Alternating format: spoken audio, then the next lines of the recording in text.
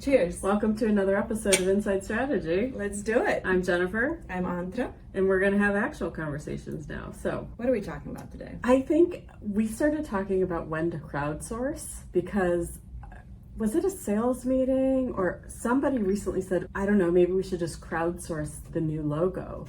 It did come up and it was a big discussion here inside the agency.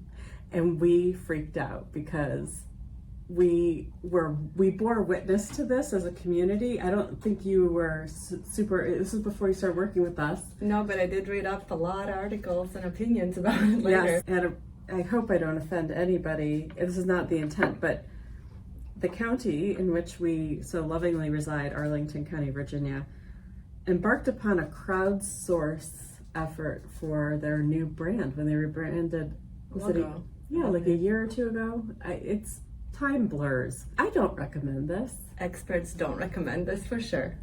That's right. There's a variety of reasons why your brand it's such an important element of what you do. But so we wanted to talk a little bit today around like when is crowdsourcing a good idea and when might it not be a good idea? And so Antra, you had a scenario. I do. That I prepped. We might pretend that someone named Joe wrote us a question, but it's totally not true. We made this question up. All right, Joe writes to us. A local bakery wants to rename their best-selling cake. They're torn between running a customer poll or trusting their gut. What's the move? I like this question because they may not even consider this. Like the reason to do a customer poll is engagement, right? I think that's what makes people want to do crowdsourced things is like it's fun and exciting. I actually think this is a great example of when crowdsourcing is a good idea. I agree. I do think there's still importance to put some kind of guardrails around it so it doesn't become a joke or offensive. You don't want to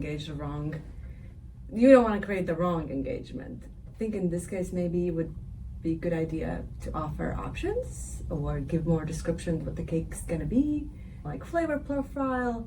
So kind of guide the audience and then open up their creative thinking. What do you think? I like that. I think the guardrails are always important. Put the rules on there that offensive language will be deleted or language has to be rated G or maybe not if your brand is a little bit more out there. But putting guardrails I think makes sense. I also think it's an opportunity to combine offline and online activity. So use your social media to announce that there's a contest or user involvement around renaming can be really fun, but invite your customers in for the taste. Come taste the cake. That was my next step. Yeah. Get them in your bakery. Come for free cake tastings from this state to this state, and then you get to submit your name idea. And then when the cake is launched, you can get another launch party in your bakery. Totally. The winner can get a cake with their name on it, or you can get there's a lot of marketing opportunity in the idea of this type of crowdsourcing activity. And it's like continuous touch points. Yeah. Because everybody's hooked and interested and want to know the outcome, and you're also offering something on incentive. We like this idea. We like this idea, and it's also from a branding perspective, it's pretty low risk because maybe after a period of time you're like, actually it's not a high selling cake anymore, or the name flopped and there was negative feedback in your business. You can very easily quietly change that name back to whatever bland chocolate cake Take name. the cake off the menu if you have to. You're not going to get any backlash. No one's going to be like, they engaged us in helping name and now they're not using the name. No one will care. So it's low risk, but there's a lot of upside to it. Yeah. And again, if it's not a product that's foundationally associated with your brand, like this is what you started with, then like Jennifer said, that's low risk. And I think when you're talking about brand, understanding who's in control is such an important thing, right? There's so much of the user experience you can't control. Setting the tone with naming and branding, whether it's products or services or your entire entity, that's a different story, which kind of takes you to scenario 2. Who wrote this question? Who sent this? Annie sent this in. All right, Let's Annie. see. A nonprofit posts a new logo concept on Instagram stories for feedback and gets completely conflicting opinions. Now they're more confused. Like, why did you post it on Instagram? It was probably they were wanting what we just described for the bakery, getting like user engagement, people excited about what they're doing. But wow, talk about taking a risk. Like, of course you're going to get negative feedback when you post. What do you think? And I think things like logos, definitely something that needs a different level of experience involved there.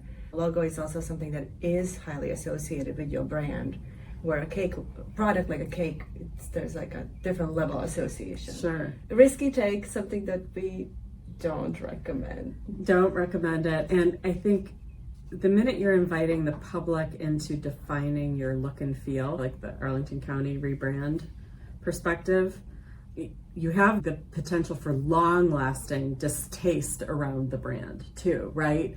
Whereas like in the cake example, people don't associate a bakery business with one particular product, but like your logo and your name go so closely together that if you end up in the place where there was a lot of negative dissent or opinion, you can't disassociate from it. You can't quietly discontinue that without it being damaging your brand really becomes more than just a logo conversation. Yeah, I think where in the line is there's no like brand rule book where it's don't ever crowdsource after this point, but I think there's safe places. If you want to pick the new mascot, should it be a teddy bear or like a rainbow? And again, that's the question about having those guardrails. Guardrails, exactly. But brand name, brand look and feel, what your font should be, these kinds of things, you want to have that control. Make those decisions in the context of your brand strategy and leave it to the experts and those who know your brand best, which is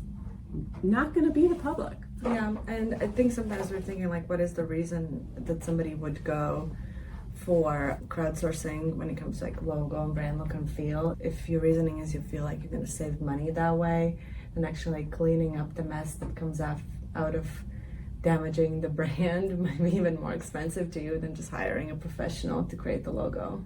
Yeah, and then to that point that you go down a path where you thought you were making the right choice by involving the outside, and then at some point somebody's going to realize maybe we shouldn't have done this. And branding's real, it's not inexpensive. Even if you take the money out of it, just the time and intensity, and it becomes a distraction to the organization in pursuing business goals. If like you're having the brand, it was up in the air for time and time again. Yeah, it definitely can clog up the system. If you're ready to launch something, you're waiting. Yeah. So to review, when to crowdsource and when not, how would you sum it up, Antra? When, as we said, think about the damage or the plus side that it will create. What's the goal? Yeah, crowdsourcing. Is the goal to start conversation, create engagement, buzz around your brand in a positive way, or is it actually to get a tangible, long-lasting asset that you're going to use? So for long-lasting assets, we would say go to professionals, experts in the field. If you just want to create a buzz around your business and engage the audience, then why not? Again, always think about those guardrails. Great. Perfect way to wrap it up. All right. This was another episode of Inside Strategy. Talk to you next time.